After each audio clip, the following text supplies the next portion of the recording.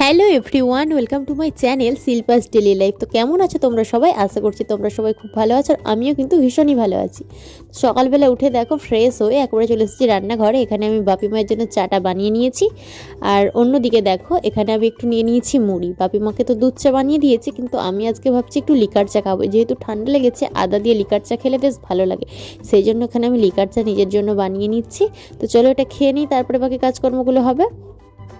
তারপরে দেখো টিফিন করব। টিফিন কি করব ভাবছিলাম, রোজ রোজ তো একঘেয়ে মুড়ি টুড়ি খেতে ভালো লাগে না, আর তাই ভাবলাম আজকে একটু স্যুপ বানিয়ে খাই। হঠাৎ করেই মাথায় আইডিয়াটা আসলো, আর নিজের মতো করেই বানিয়ে নিয়েছি স্যুপ, আর প্রচুর পরিমাণে গোলমরিচ দিয়েছি। খেতে কিন্তু ভীষণই ভালো হয়েছিল। আমি খাচ্ছিলাম, আর আমার ঘরে যে বাচ্চাগুলো আছে তাদেরকেও একটু করে দিচ্ছিলাম, তাদেরও কিন্তু বেশ ভালো লেগেছে। আমাকে আবার জিজ্ঞেস করছিল কীভাবে বানাতে হয়, আমি বললাম এইভাবে বানাতে হয়। তো মাকেও দিয়েছি, শাশুড়ি মাও খেয়ে বলেছে ভীষণই ভালো হয়েছে।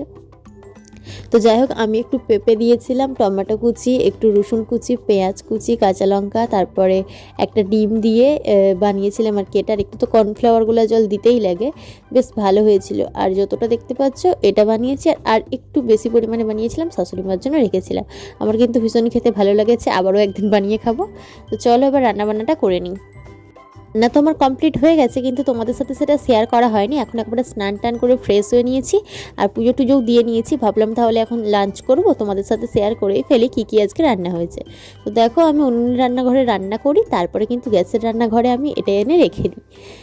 তো খাবারগুলো ঢাকা দিয়ে রাখা হয় চুবড়ি চাপা দিয়ে। আর এই যে আজকে হয়েছিল মাছের ঝোল। এখানে হয়েছিল, প্রথমেই দেখাচ্ছি, করলা ভাজা হয়েছিল অল্প পরিমাণে, আর এখানে হয়েছিল সমস্ত রকম সবজি দিয়ে মাছের ঝোল পাতলা করে। তো 2 পিস মাছ দিয়েছি, কারণ কি আমি আর বাপি খাবো, শাশুড়িমা তো মাছ খায় না। শাশুড়িমায়ের জন্য ডিম সেদ্ধ দেওয়া হয়েছে, আর এখানে একটু লঙ্কা ভাজা আছে। সম্ভবত আমি কুমড়ো ভাতে দিয়েছিলাম, কুমড়োটা মাখাবো বলে, সেই জন্য। তারপরে দুপুরবেলা খাওয়া দাওয়ার পরে ঘুমিয়ে পড়েছিলাম। এখন বিকেলবেলা প্রায় বাজতে যায় 5টা, চলে এসেছি ছাদে গাছগুলোতে জল দিতে। 2-4টে গাছ আছে, কিন্তু এগুলোকে কিন্তু আমি প্রত্যেক দিন যত্ন করার চেষ্টা করি, প্রত্যেক দিন জল দিই। কোনো দিনও হয়তো যেদিনকার বাড়ি না থাকি সেদিনকার দেওয়া হয় না, কিন্তু যেদিনকার বাড়িতে থাকি অনেকটা সন্দেহ হয়ে গেলেও কিন্তু আমি ছাদে এসে জল দিই। তো জলগুলো দেওয়া কমপ্লিট হয়ে গেছে, আর এবার ছাদে জামা কাপড় মেলে রেখেছিলাম দুপুরে যেগুলো, সেই জামা কাপড়গুলো আমাকে তুলে নিতে হবে। আর এখন যেহেতু একটু ওয়েদারটা ঠান্ডা ঠান্ডা পড়ে গেছে, জামা কাপড়গুলো না শুকনো হতে চায় না, পরের দিন সকালে আবারও একবার মিলতে হয়। যাই হোক, চাই নিচে চলে যায়, কারণ কি সন্ধ্যা হয়ে গেছে, সন্ধ্যা টন্ধ্যা দেখাতে হবে। এখন সন্ধ্যা টন্ধ্যা দেওয়ার পরে আমি চা বসিয়ে দিয়েছি, আর এখানে একটু ময়দা আমি মাখিয়ে রেখে দিয়েছিলাম, সেটা দিয়ে আমি এখানে লেচি কেটে নিয়েছি, আর পরোটা বেলে নিয়েছি। ঘিয়ে ভাজা পরোটা খেতে ভীষণই ভালো লাগে, আর আমি এটা কিন্তু ঘি দিয়েই ভেজেছি। ঘি বলতে কি, ডালডা দিয়ে খেতে আমার বেশি ভালো লাগে, তো ডালডা দিয়ে ভেজেছি, আর বাপা মায়েদেরকে রিফাইন তেল দিয়ে ভেজে দিয়েছি। আর সাথে নিয়ে নিয়েছি চা। আর রাত্রিতে যেহেতু আজকে বর বাড়ি আসবে, সেই জন্য দেখো এখানে রাত্রিতে আমাকে আবারও রান্না করতে হয়েছে। এখানে করেছি ফুলকপি আলু দিয়ে মাছের ঝোল, শাশুড়ি মায়ের জন্য শুধুমাত্র ঝোলটা আলাদা করে রেখে দিয়েছি, তারপরে মাছ দিয়েছি আর কি।